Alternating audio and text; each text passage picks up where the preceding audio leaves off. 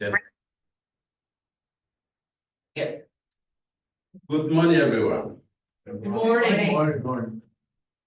I will be your ocean. Dan Frail.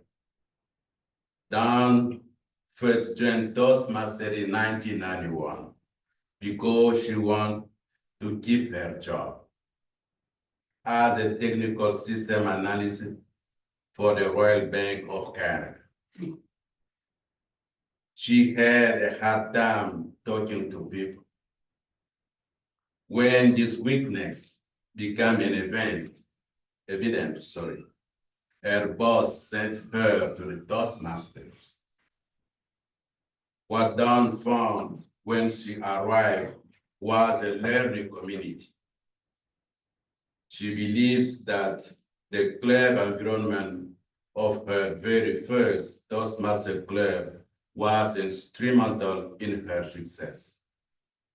34 years later, Dawn is a product of the program and wants to share with us how the Toastmaster program is truly a seed of opportunity, just waiting for us to drop in. Please help me to welcome distinguished Toastmaster, past international director, District 45 conference sponsor, Dan Frail, for her workshop titled, How Big is Your Ocean? Please stand and clap.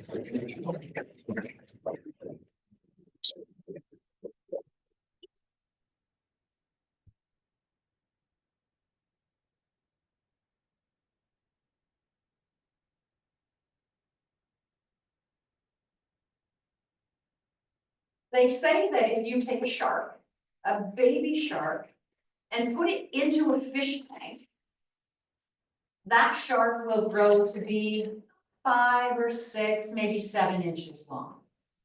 But if you take that same shark and you put that shark in the ocean, that shark will grow to be 5 or 6 or 7 feet. Why? What's the difference? The difference is the environment in which that shark is allowed to grow.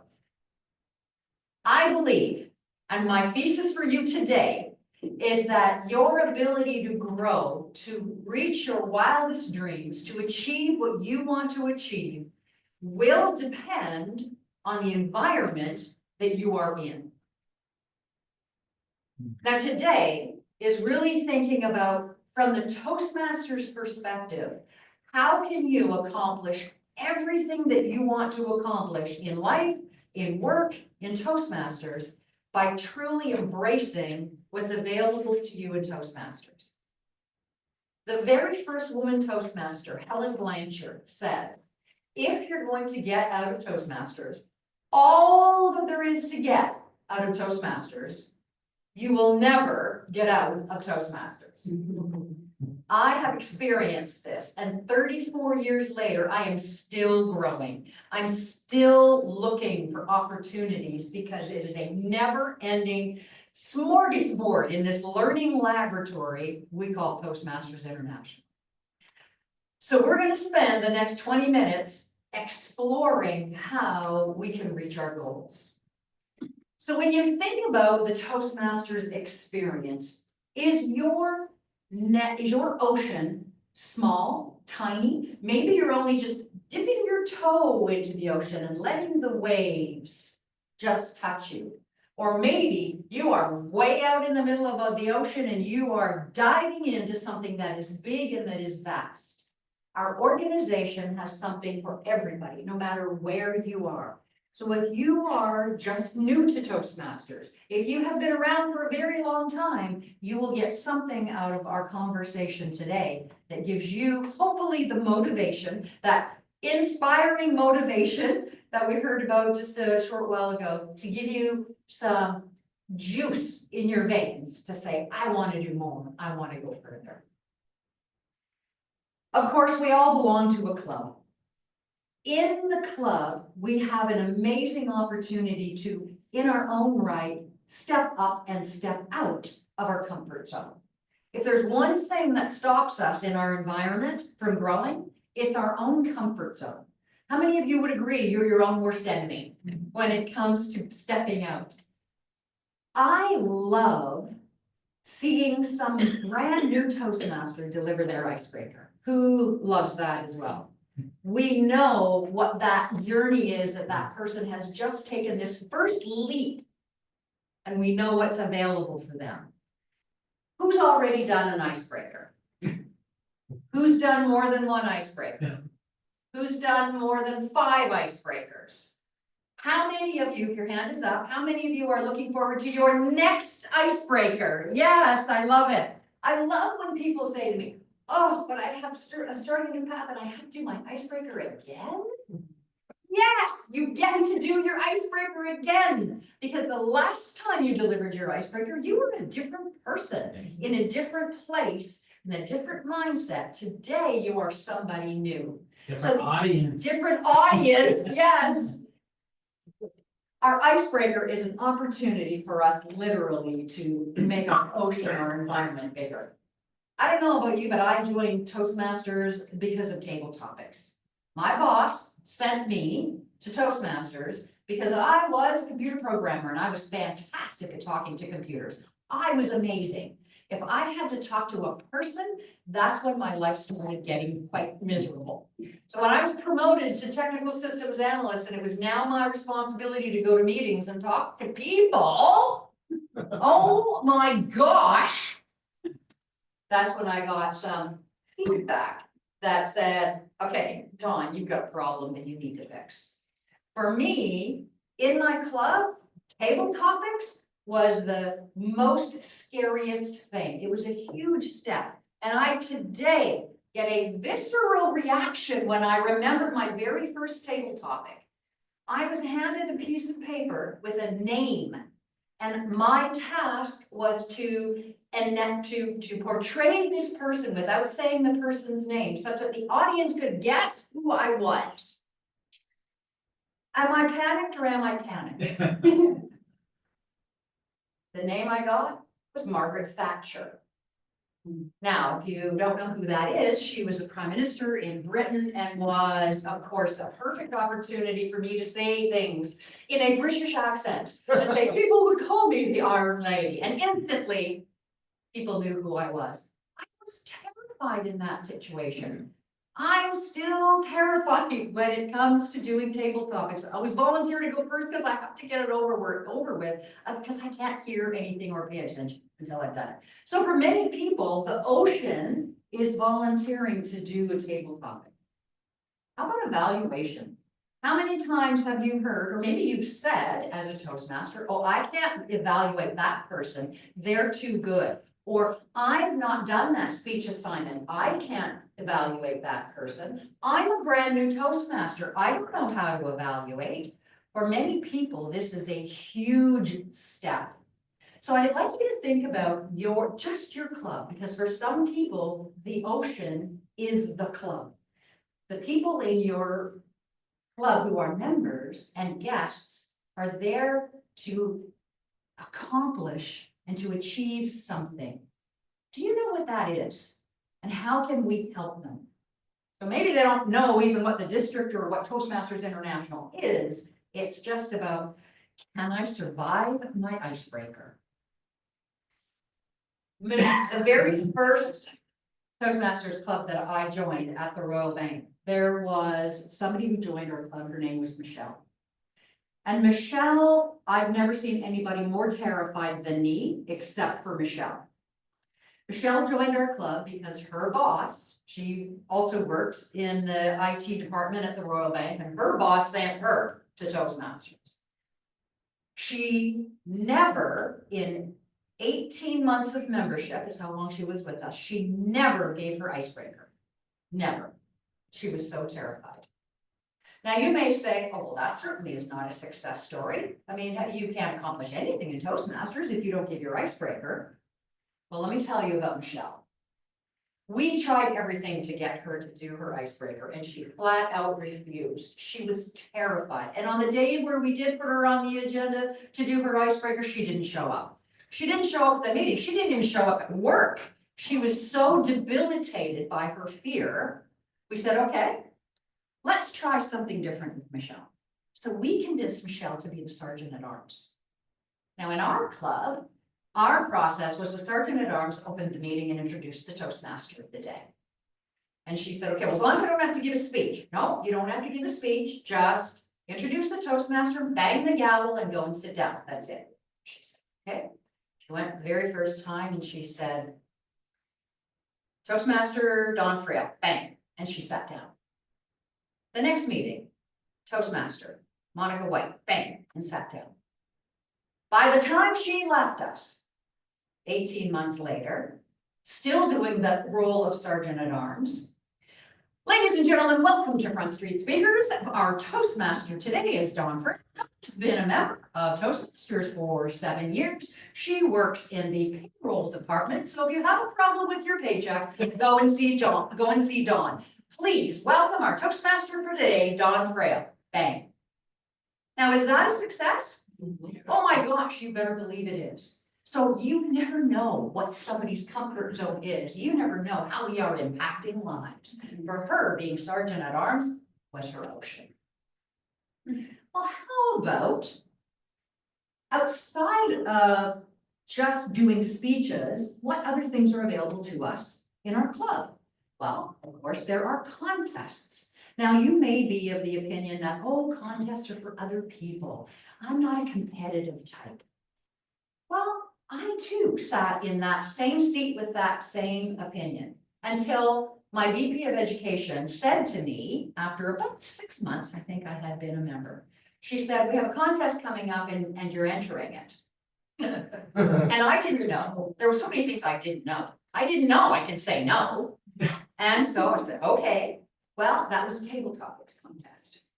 Well, lo and behold, I won the table topics contest. And I thought, oh, well, that's fantastic. You know, good for me, you know, pat. And I sat down. She said, okay, now the area contest will be held on such and such a day. So we need an area contest. She said, well, you won. Now you go on to the next level. I said, level? You didn't tell me there was levels.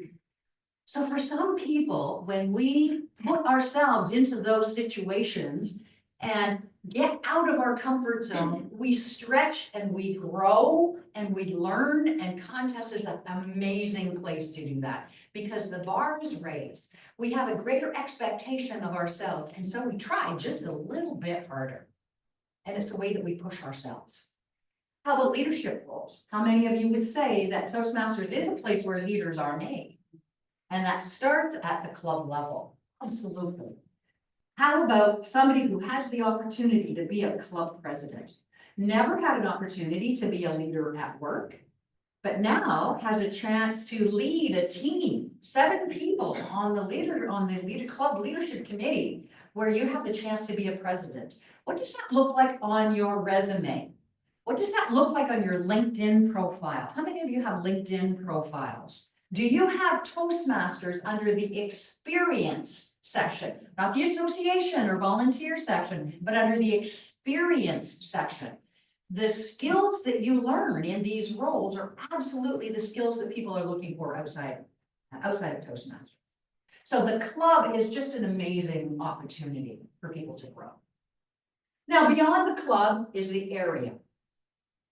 I love this photograph because this woman right here, this smiling face, is the coach, the club coach for a struggling club.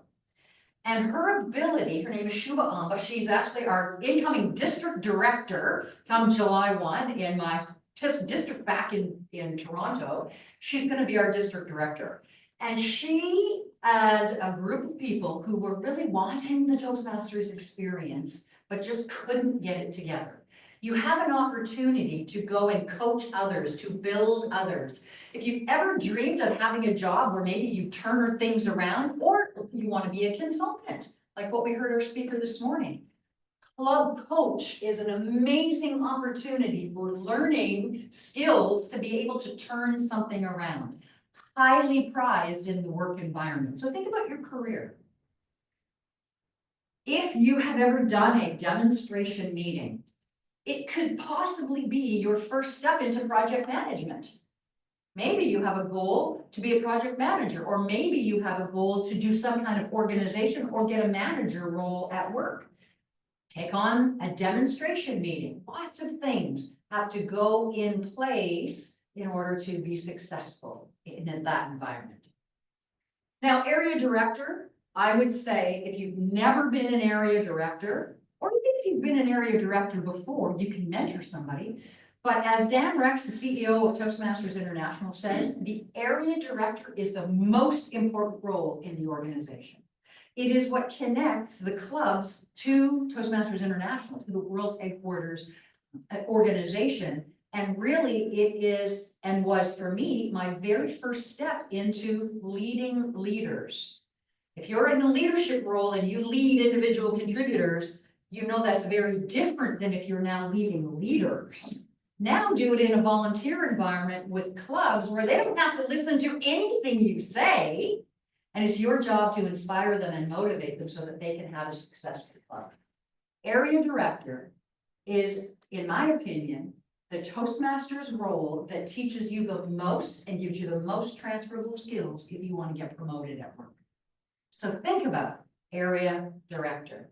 If you've already done it, mentor somebody else to be area director.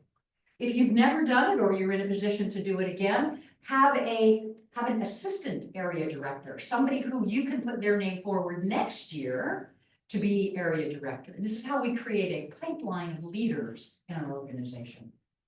Maybe you have, beyond the club area level, aspirations to go even higher. This is your district team for this year in District 45. There are so many amazing opportunities. Maybe you recognize a face on the screen. All of the things that Tom will learn, has learned as club growth director, will continue to learn if he chooses to continue to go forward. And he's going to be program quality director next year, hopefully district director the year after that. And there are many, many opportunities. If you want to even get outside of your district, there's a role called region advisor. And these are the two region advisors for Region 5, where the region that District 45 is in. And these two women, Linda and Wendy, they're responsible for about 5 or 6 districts. So imagine the skills and things they're learning as they help 5 or 6 teams of districts to be successful and reach their goals. Invaluable. Highly valuable, for sure, these roles that these women take. So now my question for you is, how big is your ocean?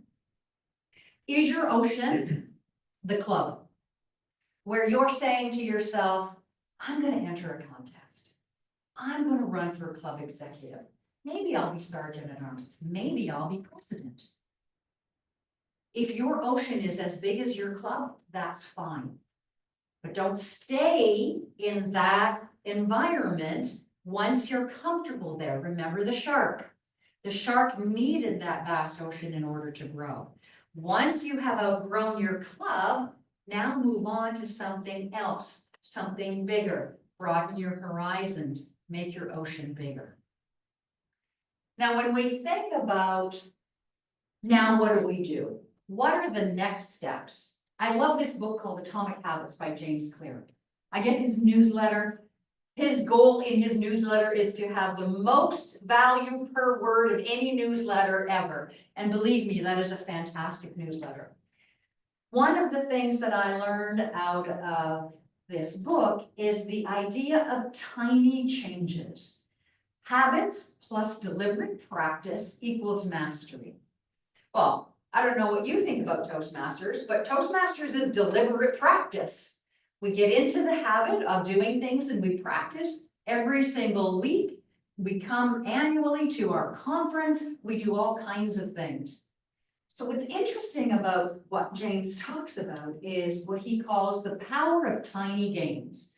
If you improve by just 1% every single day, at the end of a year, you are 37 times. Not 37%, 37 times better than you were at the beginning of the year. How many of you would like to be 37 times better? How many of you would like to be 7 times better? The idea of thinking about how big your ocean is and how you broaden your environment is not to say, how do I go from my club into the vast ocean? The question is, how do I go from where I am today to that next step? Think about what are the small things you can do? What are the tiny things you can do? The things that take not a lot of effort, not a lot of energy, not a lot of money, and that's how we begin to generate our habits and become a self-fulfilling prophecy of improvement. There is a marvelous example that James talks about. You can Google Team Sky and you can see this video. If you'd like, take a picture of this screen, because this is the URL for the YouTube video that I'm about to show you.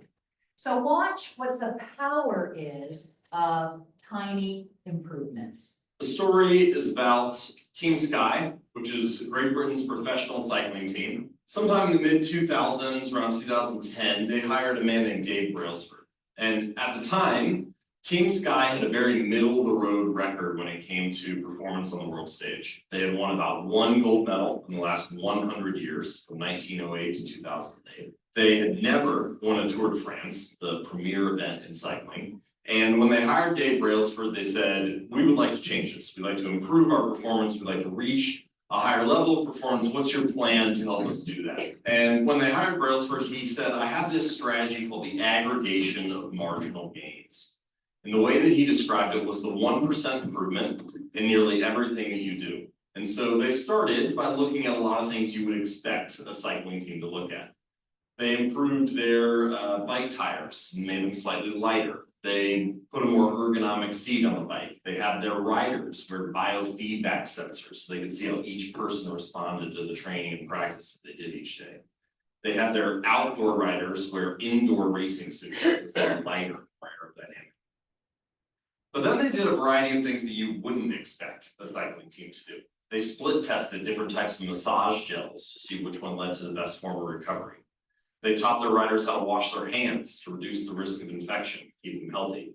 They even figured out what kind of pillow led to the best night's sleep for each rider, and then brought that on the road with them to hotels. So Brailsford said, if we can actually execute on this strategy, if we can aggregate all these small changes, these little 1% improvements, then I think we can win the Tour de France in about 5 years. He ended up being wrong. They won the Tour de France in 3 years, and then they repeated again the 4th year with a different rider. And then just last year, they won for the 3rd time in 4 years. And Brailsford's strategy really came to fruition at the Olympics in London in 2012, when they won 70% of the gold medals available. And so what I'd like to start us off with is the idea that small improvements actually can add up to a very significant change in a relatively short period of time. And this is just basic math, right? If you get 1% better each day over 365 days, you end up 37 times better at the end of the year. If you get 1% worse, you take yourself almost all the way down to 0. Now, you might say, okay, well, 1% improvements are nice, but clearly no one is going to get 1% better every single day. So is that ever enough to accumulate to anything, considering that we're not going to be perfect all the time? And I would argue, yes. In fact, you can get 10 times better if you get 1% better 5 days a week, 46 weeks a year, so it's about 230 days in total. That gives you 6 weeks off for holidays, illness, laziness, and just generally not getting things done. But you're still 10 times better at the end of the year. And what I would like to propose is that the way to do this is not by setting better goals for ourselves or at our organizations, but by building better systems and obtaining better habits. In fact, you could say that the goal never changed. They wanted to win a Tour de France each year. They wanted to win Olympic medals. It wasn't the goal that made the difference. Instead, it was their system, the way that they applied those improvements on a 1% basis day after day. I love that concept of the goal never changed. The goal never changed. In your club, I hope, I'm going to assume, your goal is to be a president and now a Smedley, a new level, Smedley distinguished club. My guess is that as a district, you want to be a president's distinguished district. The goal is the same. Sometimes we reach it, sometimes we don't, but what is it that's going to make the difference? The 1% improvement, the small things.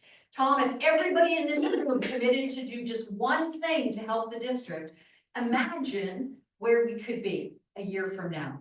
If you were to ask every single person in your club just to do one thing, bring one guest, do one more speech than you would have normally, do one education session on the power of pathways, imagine what could happen in your club. And now think about you. Sip asked you at the very beginning, why are you here? He gave you 10 seconds to think about why you're here. I would ask you to please connect whatever that was to what's the 1%? What's the one small thing that I could do today that would take me closer to that goal, whatever it was that I said, that I chose when Sip gave me that 10 seconds. Just one thing, not a big thing, just a 1% thing, because it's that incremental, marginal gains that makes all the difference in the world. So how big is your ocean? Where are you today? Are you just in your club and you want to put your toe into the water? By all means, that is not too small if it's not too small for you.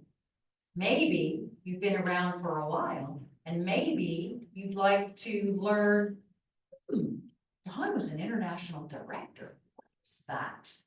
Let me ask her about it because maybe one day I would like to serve on the board of Toastmasters International. No matter where you are right now, you are at the right place because you are at the District 45 conference. Where will you go next? How big is your ocean? Thank you.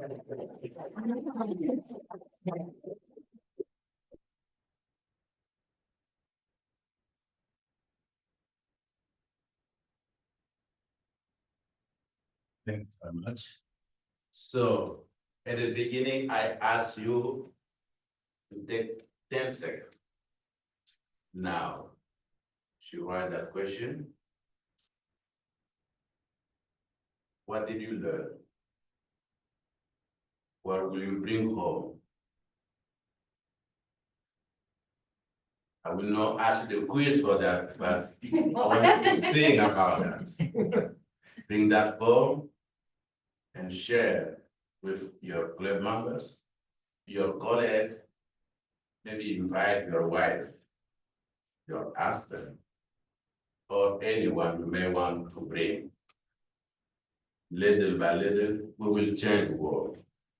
The world needs a leader, as you, as him and her, or as everyone. Now, if you have a question, she's here. If not, I think probably it's time, and we will go back at the main room. Thank you for being here. It's always a pleasure to see you as a family member. As a family, no one left behind. Thank you again.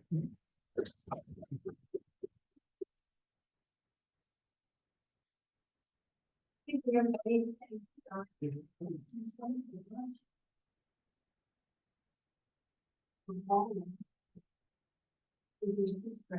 Yep, I have everybody. Hopefully it's going to go in the yes, and so you ready to see? Yes. So I'm going to try to talk and we can.